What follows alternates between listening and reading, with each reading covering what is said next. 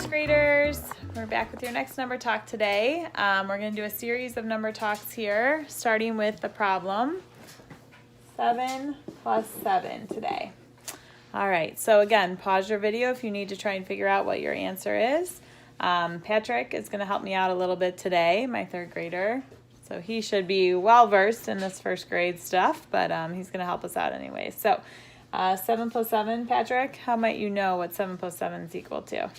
Just to make it easier, you can add 3 to one 7 and take away 3 from another one. Oh, so you're going to use a make 10 to help you solve this. Mm-hmm. So 7 plus 3 of those 7 is what? 10. And then how many are left? 4. So you're breaking up your 7 into 3 and 4. Okay, so you've already added the 3 to get to 10, and then you have 4 more to get to 14. Very good. For 7 plus 7 for me, I actually just recognize that as a double. And so hopefully some of you are starting to recognize that as a double. If you know your doubles, and Patrick does too, he's trying to help us with a different type of strategy here if we're not sure. Some of you might just recognize that as one of our doubles. Some of you might also start at 7 and then count on 7 more. So when you add 8, 9, 10, 11, 12, 13, 14, when you count on, you should also get to 14. So if we know that 7 plus 7 is 14, let's take a look at the next problem here. We have 7 plus 6. All right, so how might we solve 7 plus 6 here? So we already know what 7 plus 7 is. It's 14, so you do 7 plus 7, and then you subtract 1 from it, which is 13. Okay, so this would be a great problem to use your doubles again. We call this our doubles minus 1 strategy that Patrick just did. So he remembered that 7 plus 7 is equal to 14, and then if you just take 1 away, that's going to give you 13. Again, you might use the count on strategy, 8, 9, 10, 11, 12, 13. You might also make a 10, similar to what Patrick did here, using 3 of those 6 to get to 10 and then just adding 3 more. Really lots of different strategies we could do here. What if the problem was 7 plus 8? How might we find out what 7 plus 8 is equal to? So again, we know what 7 plus 7 is. It's 14. So you do 7 plus 7 is 14.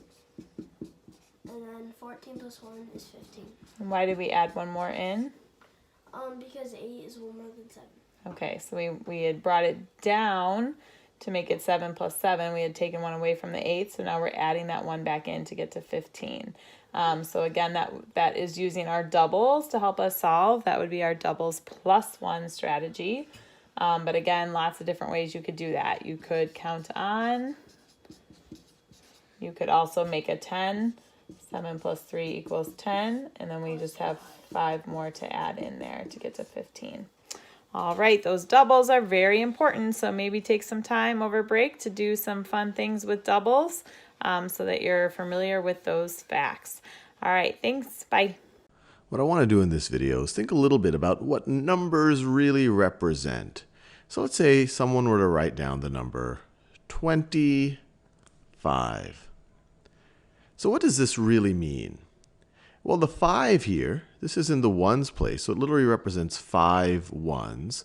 And this 2 right over here, this is in the tens place. This is in the tens place. So let me write that down. That's the tens place. That's the ones place. So this represents 2 tens. What do I mean by that? Well, another way to write this is this 2, this represents 2 tens. So let me write that down. This is equal to 2 tens plus 5 ones. Plus 5 ones. Now what are 2 tens?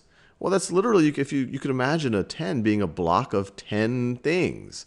So you could imagine, if this is a 10 right over here, let me copy and paste this. So copy. So this is going to be the same thing. This is going to be equal to, you have your 2 tens. So 1 10 and 2 tens. So you have your 2 tens. So that's your 2 tens right over there. That really represents 20. Plus your 5 ones.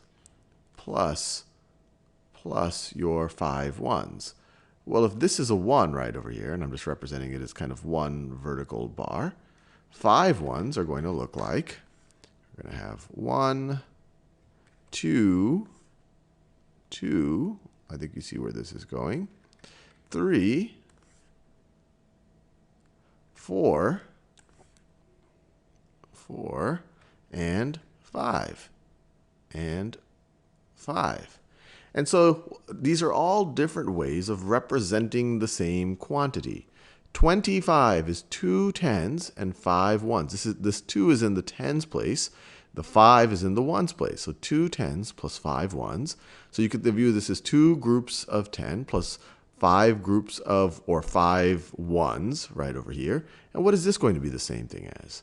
Well, 2 groups of 10, this is the same thing as 20. And this over here is equal to 5. So once again, all ways to represent 25. You could view this as 2 tens plus 5 ones, or you could view this as 20. Let me write this down. 25.